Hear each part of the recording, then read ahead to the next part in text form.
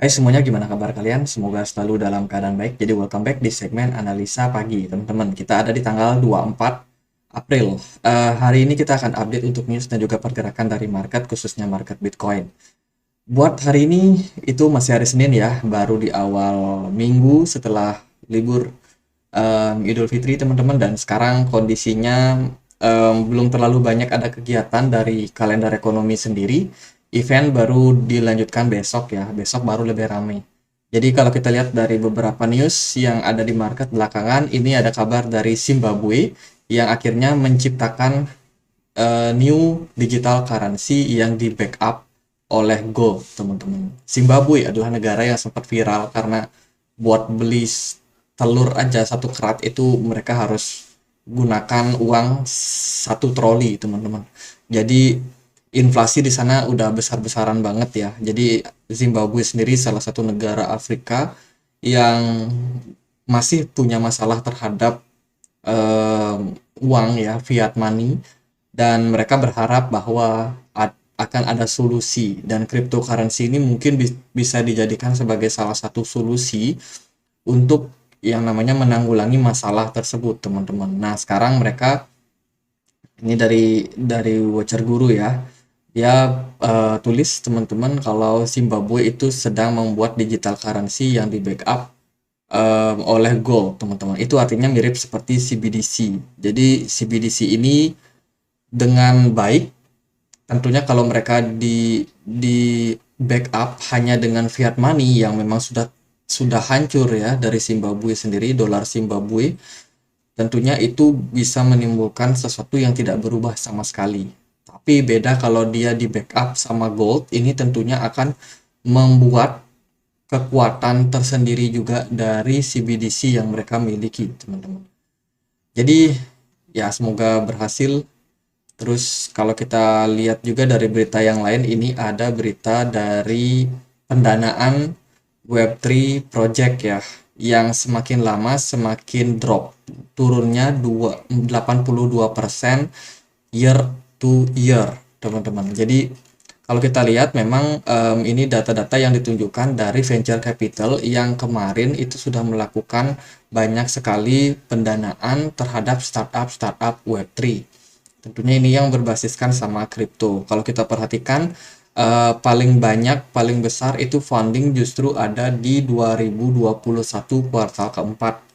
Setelah itu dia turun terus, kuartal pertama 2022 turun, kuartal kedua 2022 turun juga, kuartal ketiga, kuartal 4, sampai kuartal 1 2023 semakin lama semakin menurun untuk tingkat pendanaan para venture capital. Kita tahu untuk membuat sebuah proyek itu nggak gampang dan juga nggak murah ya. Tentunya pendanaan yang dilakukan mereka ini terlihat sebesar dari range 10 billion, jadi 10 miliar US dollar, dan sekarang udah turun sampai di 2 miliar US dollar saja, teman-teman. Itu pun juga kalau kita rupiahkan masih sangat banyak ya, triliunan, teman-teman. Nah, ini artinya apa? Dari data-data ini, teman-teman bisa perhatikan nih, proyek-proyek kripto yang kalian lihat atau yang kalian sedang pantau buat saat ini. Apakah ada yang berbasiskan dengan Web3? Kalau ada, teman-teman bisa perhatikan apakah proyeknya masih cukup ramai atau enggak. Kebanyakan sih enggak ya. Kenapa? Karena kalau kita melihat dari data ini memang karena dari tingkat pendanaan mereka udah semakin turun. Itu efeknya adalah terjadi efisiensi yang harus dilakukan oleh perusahaan-perusahaan Web3 ini, teman-teman. Makanya Web3 nggak terlalu digaungkan lagi di tahun 2023 ini ya. Yang sekarang lebih banyak digaungkan itu lebih banyak ke teknologi AI. Jadi ini kabar yang kurang begitu bagus sebenarnya karena terjadi penurunan, mungkin adopsi pun juga akan semakin melambat kalau kita melihat dari kondisinya yang seperti sekarang ini. Tapi semoga nanti akan kembali pulih lagi buat pendanaan para venture capital terhadap proyek-proyek kripto khususnya yang berbasiskan dengan Web3. Bitcoin trader mengatakan untuk kalem ya. Meskipun Bitcoin udah slip udah turun sampai 10% di minggu ini, teman-teman. Jadi kita tahu Bitcoin mengalami koreksi sejak sebelumnya bertahan cukup lama di kisaran 30 ribuan.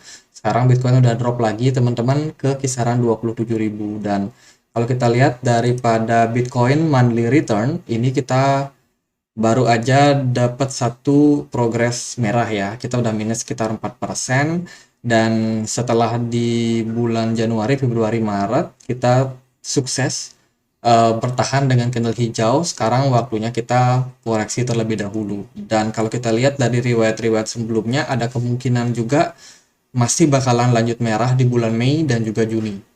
Ini ada kemungkinan, teman-teman, karena secara historical ya kita cenderung sering merah di bulan Mei dan juga Juni. Jadi masih harus diwaspadai, meskipun hari ini kita dapat koreksi yang baru 10%-an saja, tapi ini belum berarti kita bakalan langsung mengalami reversal. Bisa jadi kita masih dalam fase sideways cenderung korektif. Jadi ada beberapa hal yang harus diantisipasi buat posisi sekarang ini. Ini secara prediksi ya. Jadi prediksi daripada pergerakan Bitcoin sekarang itu paling enggak dia bisa turun sampai kisaran 25 ribuan, teman-teman.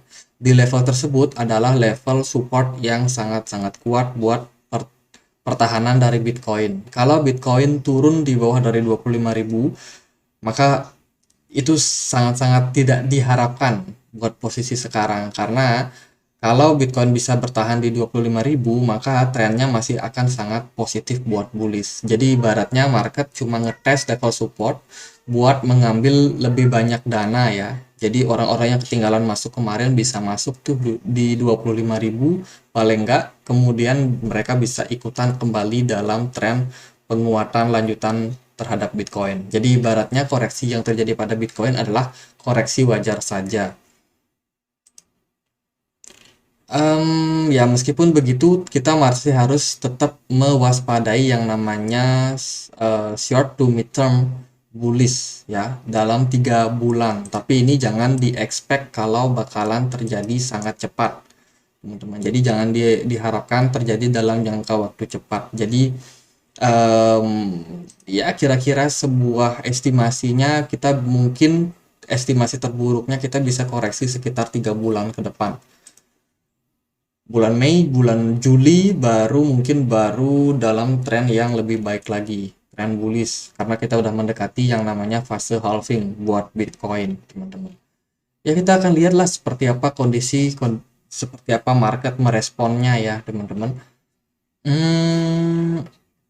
Ya itu sih beberapa data mungkin yang cukup penting buat teman-teman perhatikan. Buat sekarang kita akan langsung aja masuk ke price action dari Bitcoin. Bitcoin di time frame weekly sementara dia masih tertekan ya di 27.400.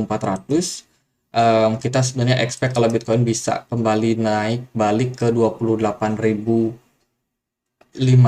atau 28.400. Sayang sekali hari ini sepertinya kita masih dalam tekanan jual, seller masih cukup dominan, dan kita menjelang closing time frame weekly dalam kurang dari 2 jam ke depan, teman-teman. Sementara closingnya jelek ya, bearish Marubozu tercipta. Nah, kalau kita lihat di time frame daily, pergerakan Bitcoin sebenarnya di perdagangan kemarin udah bagus. Kita bikin yang namanya bullish harami, jadi ada satu candle hijau kecil di sini, dan kecenderungannya kalau kita dikonfirmasi dengan satu candle hijau berikutnya, maka trennya bakalan positif. Harusnya positif. Tapi sayang sekali lagi, satu candle merah sedang tercipta buat saat ini. Meskipun belum closing, tapi dalam 2 jam terakhir, apakah ini akan bisa membuat perubahan? Dari volume perdagangan di perdagangan kemarin sebenarnya nggak terlalu tinggi, dan hari ini pun juga nggak terlalu tinggi, teman-teman. Jadi melihat satu candle merah di sini, kita masih yakin bahwa seller sebenarnya masih dalam kondisi cukup aktif di market. Meskipun ada satu kenaikan, 2 kenaikan, tapi seller masih cukup memantau nih di mana mereka bisa jualan, di mana mereka bisa tekan Bitcoin lebih dalam lagi. Nah, jika kita perhatikan memang pergerakan daripada MACD sendiri ini masih dalam histobar merah ya. Artinya kita masih dalam tahap koreksi. Kemarin kita juga udah sempat bahas juga disusul juga dengan volume perdagangan dari smart money yang turun, volume biasa yang turun juga. Jadi indikasinya memang sekarang masih dalam posisi tren bearish, teman-teman. Dari time frame 4 jam juga kalau kita perhatikan ya, pergerakan Bitcoin sebenarnya nggak seberapa bisa ngangkat di perdagangan kemarin, padahal sebenarnya ada upaya buat Bitcoin kembali nge-retest level yang ada di atasnya, kira-kira di 28 ribuan. Hanya saja tidak terlalu kuat juga, volume kemarin justru malah kembali mendapatkan tekanan. Sinyal bullish yang muncul itu diimbangi dengan satu sinyal bearish lagi yang bermunculan, teman-teman. Jadi buyer belum cukup kuat buat sekarang. Mungkin kita perlu waktu untuk beberapa waktu dalam tahap koreksi ini, teman-teman. Jadi mungkin koreksinya nggak bakalan cepat ya. Kita berharap, oh Bitcoin turun, terus kita langsung bullish. Sepertinya sih nggak seperti itu. Coba kita perhatikan jumlah dari balance sheet dari US, teman-teman. Nah, balance sheet ini penting nih buat kita perhatikan.